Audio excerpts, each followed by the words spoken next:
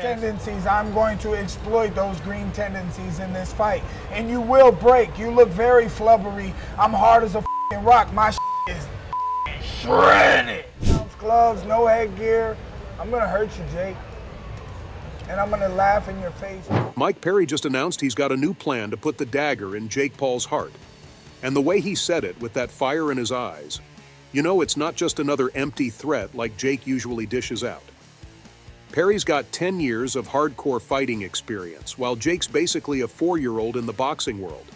And the best thing is that Perry's been duking it out with no gloves for years, while Jake's always looking for safety. That's why I'm saying, with all these points, if a guy like Perry is making a special plan for you, you're in real danger.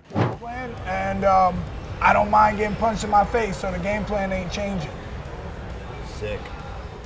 But hey, let's take a moment to give a shout out to our favorite problem child, Jake Paul. The guy's been hyping up this massive showdown with none other than the legendary Mike Tyson. Yeah, the guy who bit off part of Evander Holyfield's ear. But then Jake also had the guts to back out. Just like that. Don't you think he deserves some applause? Okay, maybe more like a rest in peace, man, because his reason was Tyson's health issues. He put the spotlight on hold, saying he didn't want to take advantage of Tyson when he's not at his best. Now, on the surface, that might sound like a noble move, but come on, Jake. The guy was practically begging Tyson to agree, and now he's suddenly concerned about his health? Super classy move, Jake. Real smooth. All on the line. I don't stop for anybody. I want to stay active. I'm on a road to world champion, and this is a Mike appetizer. So yeah. People were calling Jake out left and right, saying he was being completely unethical. They felt he was using Tyson's health as an excuse to dodge a fight he might not win. This guy has built his career on controversy, pranks, and bold moves, but this one might have backfired on him big time. People are saying he's all talk and no action. They're accusing him of backing out when the going gets tough. A violent guy like Mike Tyson, he comes forward, he takes shots, he throws wild punches like Mike Tyson, and so this is a good little warm-up for me, a little Mike Dave & Buster's appetizer. You know, like most people on the internet don't know shit about boxing. These people who have never had a fight or their special needs. You know, the thing about retarded people is they don't. And just after bailing on the Tyson fight, Jake impulsively decides to fight none other than Mike Perry. The guy who's got a reputation for turning faces into mashed potatoes with his bare fists. Brave move, Jake. Or maybe just plain reckless. Now let's dive into a bit more detail, but before that, hear what Joe Rogan has to say. And there's not a tougher human being alive than Mike Perry. He's like uniquely suited for bare knuckle fighting because he's just such a fucking savage. I was 2% African, so I'm legally allowed to say the word Nick. He's willing to kill or be killed, like legitimately. He's not, no fear. He goes in there, kill or be killed, and he's good, man. He knows how to fight bare knuckle. He's clever. If I was Jake Paul right now, I would be shitting my pants. When a man has smashed men before, just smashed men, like when no one can stand in front of him, that is in his mind. Just saying his name can make lesser fighters break into a sweat. Perry's not your typical boxer. He's known for his bare knuckle fighting background, and let's be honest, that's a whole different level of brutality. We're talking about a guy who stepped into rings where gloves are a luxury and fists are the only currency. This dude's fists are like sledgehammers. They don't just land punches, they deliver destruction. Perry's fights are the stuff of legends. Imagine stepping into a ring knowing your opponent's been in matches where gloves are optional. Perry has faced some of the most brutal, no-holds-barred fights where the rules are simple. There are none. This isn't just boxing.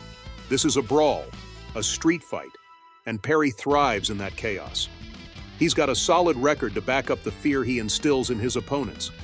His bare-knuckle bouts are not for the faint of heart, and his opponents usually end up looking like they've been through a meat grinder.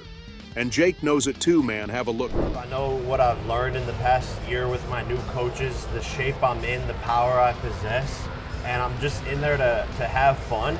And this guy has a lot of holes. He has good offense. That's why he's great at bare knuckle. He's a great offensive fighter.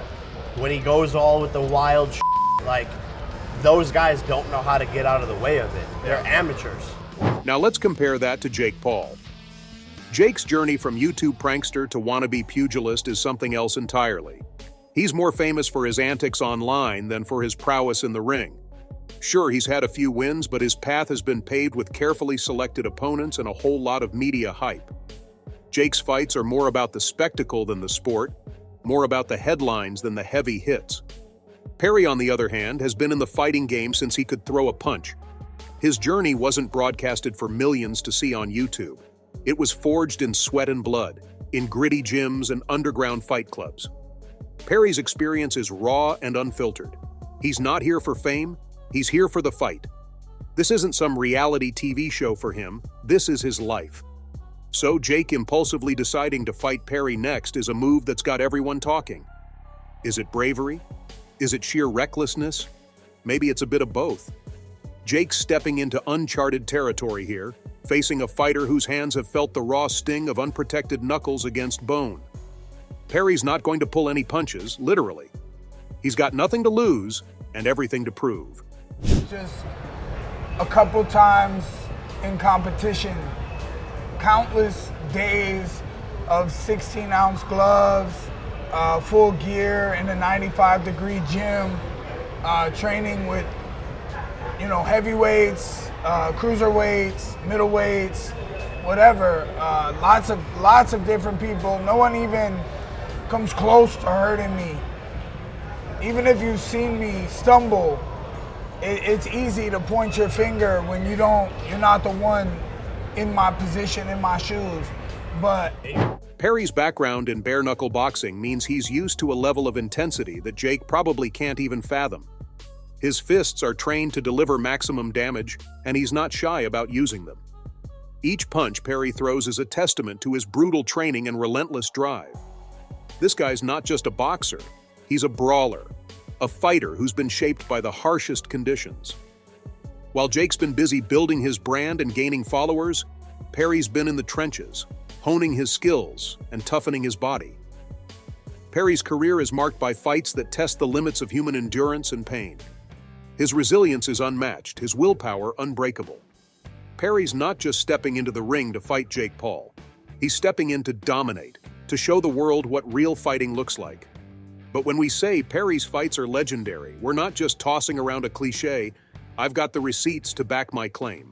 His knockout power is the stuff of nightmares for anyone who steps into the ring with him. We're talking about a guy who has left a trail of dazed and confused opponents in his wake. One punch from Perry is enough to turn the lights out, and he's proven it time and time again. And with all these things, I'm sure you've heard about the storm of controversy. Rumors are swirling that Jake's been doing a little extracurricular research on referees. There's buzz that he's possibly trying to fix the fight. It's rigged if you win, and you ain't when I win. So that's how it's gonna go, so all them, it's you and me. We'll be in the ring, our team. But what does it even mean to bribe a referee in this context? We're talking about potentially altering the outcome of a fight, tilting the scales in Jake's favor. An easy win might sound tempting, but the cost is enormous. Bribing a referee isn't some new concept in the sports world. History is littered with tales of fights that were rigged, referees who were bought off, and outcomes that were anything but fair. Let's take a trip down memory lane and look at some infamous instances where fights were allegedly fixed. The fight isn't just about two men throwing punches, it's about survival in the face of overwhelming odds. Perry's experience, his ability to take and deliver hits, and his psychological tactics make him a formidable foe. Jake's facing a fighter who's honed his skills in the most brutal conditions, a fighter who's not just aiming to win, but to dominate. With each day that passes, the tension builds.